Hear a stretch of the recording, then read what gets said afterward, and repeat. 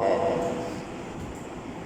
حاشیہ واحد ہے اور اس حواشی اس کی جمع ہے۔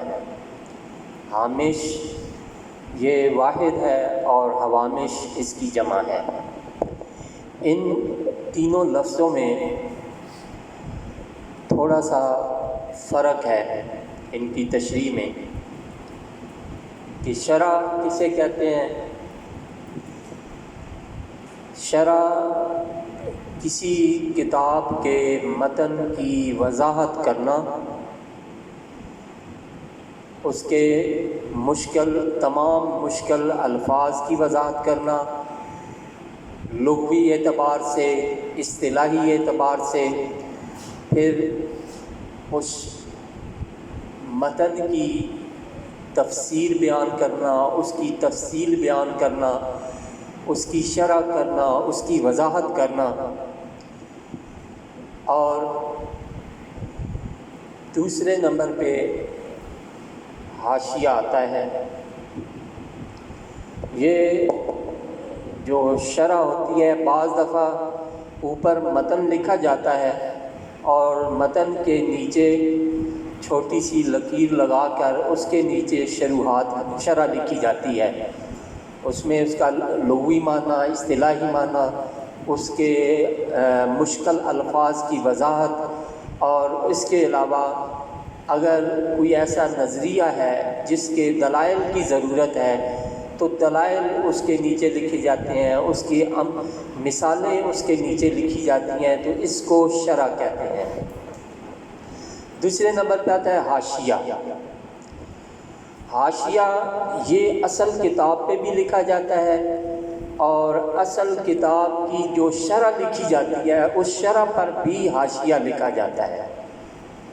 مثلا اصل کتاب پہ اگر حاشیہ لکھا ہے تو وہ یا تو اس کے سائڈ پہ، دونوں سائڈوں پہ لکھا جاتا ہے، یا وہ بھی نیچے لکھا جاتا ہے۔ دونوں صورتوں میں اس کے صرف مشکل الفاظ، ان کا لفظی معنی یا اس کا جو اس جگہ پر معنی استعمال ہو رہا ہے وہ معنی لکھا جاتا ہے۔ اس کی کوئی اعراب ہے، پروننسیشن ہے، اس کی وضاحت کی جاتی ہے۔ اس کے وہ مثلا ایک لائن ہے، ایک لائن میں 2-3 الفاظ آ جاتے ہیں مشکل یا وضاحت طلب، تو ان کو بھی ذکر کیا جاتا ہے۔ اور بعض دفعہ ایک لائن میں ایک لفظ ہوتا ہے اور پورے پیراگراف میں کوئی ایسا لفظ نہیں ہوتا کہ جس کی وضاحت مطلوب ہوتی ہے، یا وہ کوئی مشکل ہوتے ہیں، تو اس لیے وہ اکٹھے بھی لکھے جا سکتے ہیں اور اس کے ساتھ ساتھ جہاں ضرورت ہوتی ہے وہاں بھی لکھا جا سکتے ہیں۔ اور اس میں جس طرح شرح میں وضاحت ہوتی ہے اس طرح اس میں حاشیے میں وضاحت نہیں ہوتی، مختصر اختصار سے کام لیا جاتا ہے۔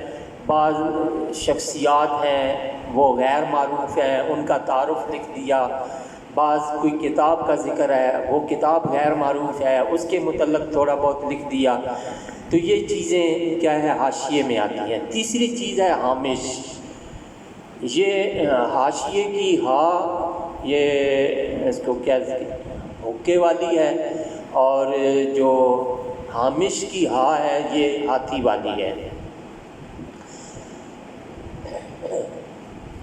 تو ہامش وہی ہے جو فٹ نوٹ کے طور پہ لکھا جاتا ہے، اینڈ نوٹ پہ، فٹ نوٹ پہ، جو ہر کتاب کے صفحے کے نیچے بھی لکھا جا سکتا ہے، اور جس طرح میں نے آپ کو بتایا ہے کہ وہ 3 طریقے سے 3 جگہوں پر لکھا جا سکتا ہے۔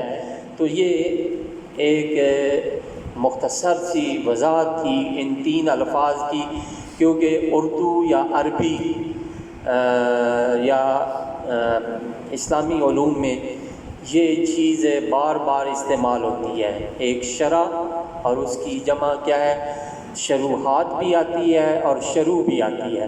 اسی طرح دوسرا لفظ حواشی، حاشیہ، اور اس کی جمع حواشی، اور تیسرا لفظ ہے ہامش اور اس کی جمع حوامش ہے۔